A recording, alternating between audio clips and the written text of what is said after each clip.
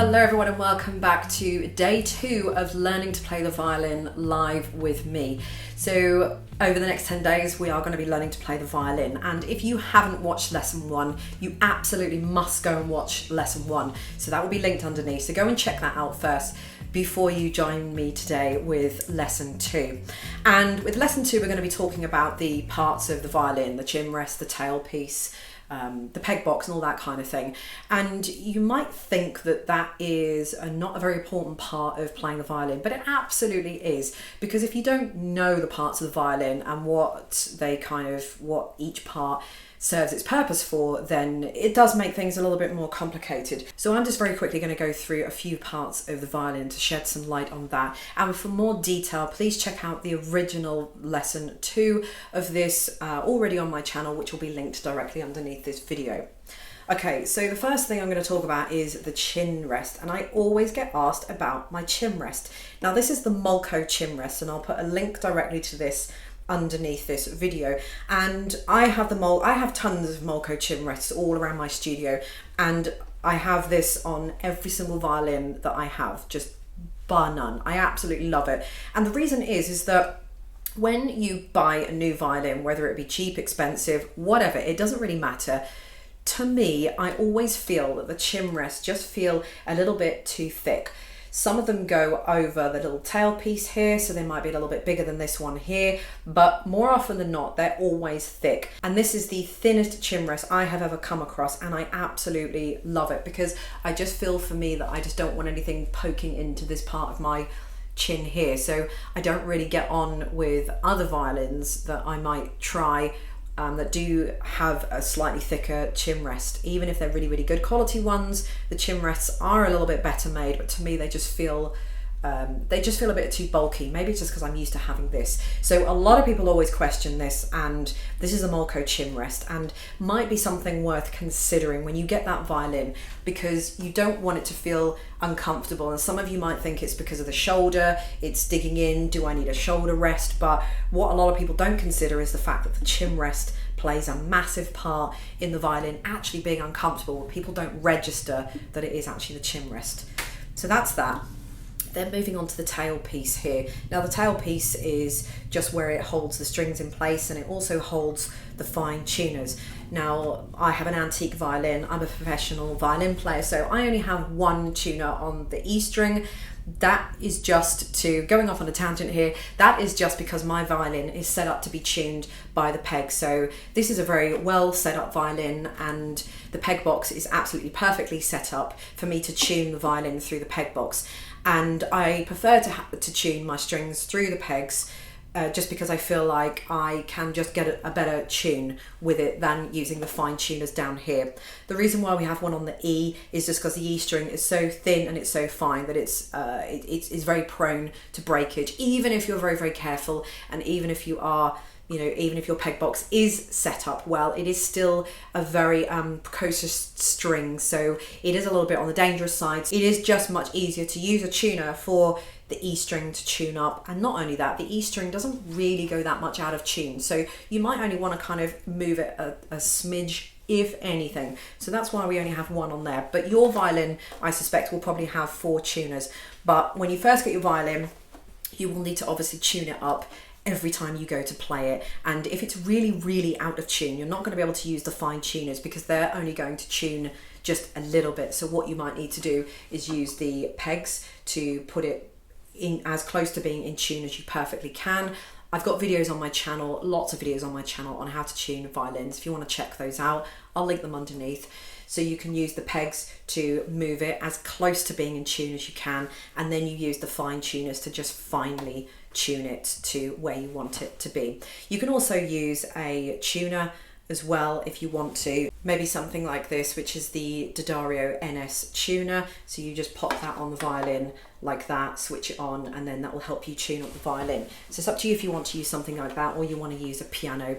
Either which way, you've got the option to do that. So moving on from that, you've got the bridge.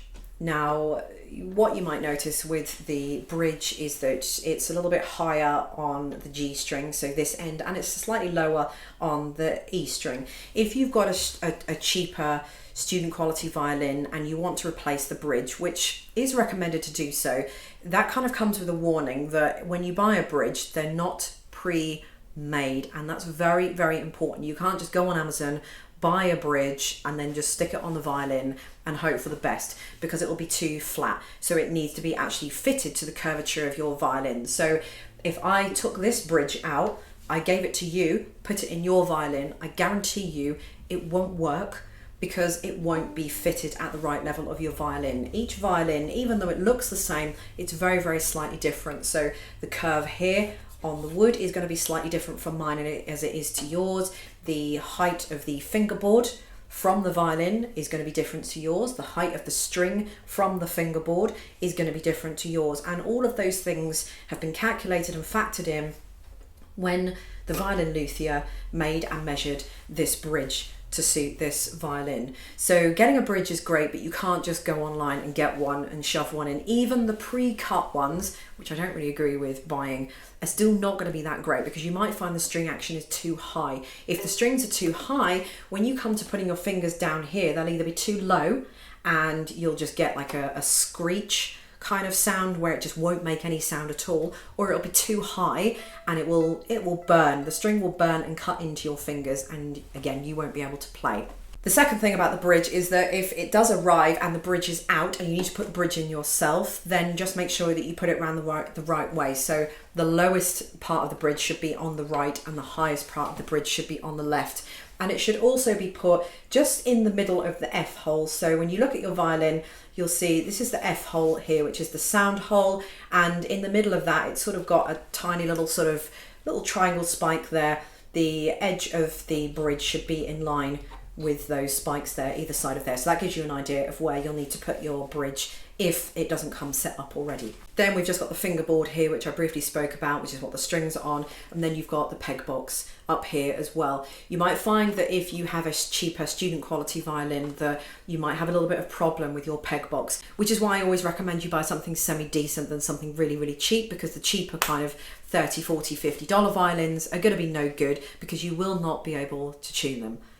You just won't, because the peg boxes are just not set up. So what will happen is you'll go to tune the peg and the peg will just slip back down again. You'll go to tune it again and it will slip back down again. So there are ways around that, but ultimately, trying to push the peg in as you are turning it can help. But then because the peg isn't made of ebony, the peg box is very poor, the holes inside are not made to fit the pegs that are in there, you'll just either snap the peg, which I've seen happen many a time on cheap student violins, and also you'll just break the peg box inside of there. So the only real way around that is to get something decent in the first place, because if you can't tune your violin, how are you going to play? And then the final thing is just these F holes here, and this is where the sound comes from. And if you look inside the F hole, you will see that there's like a little wooden post. That's called the sound post. So you want to be careful with that, guys. If you're thinking of changing strings, try not to take all the strings off at once, because it can release pressure from the strings pushing on the bridge, pushing on the body of the violin, which is kind of keeping the sound post in place. If you've got a good quality violin, that shouldn't happen, but you just never know. So I would avoid taking all the strings off all at once, so at least you keep some sort of pressure in between the bridge, the wood and the sound post. But if you do buy a violin and it's arrived and the sound post is rattling around, then you've got to take that back to the shop, because you'll need a special equipment, special sort of bent tweezers to go in there, fish out the sound post and kind of put the sound post back in again, which should only really be done by a professional, because it needs to go in a certain place. If the sound post has fallen out, you won't be able to play it, because it's going to sound too nasally, isn't going to sound right, and then you're going to risk putting too much pressure on the bridge, on the strings, on the body of the violin, and you'll basically just crack the violin and break it. So thank you very much for watching, and I will see you all tomorrow for lesson 3.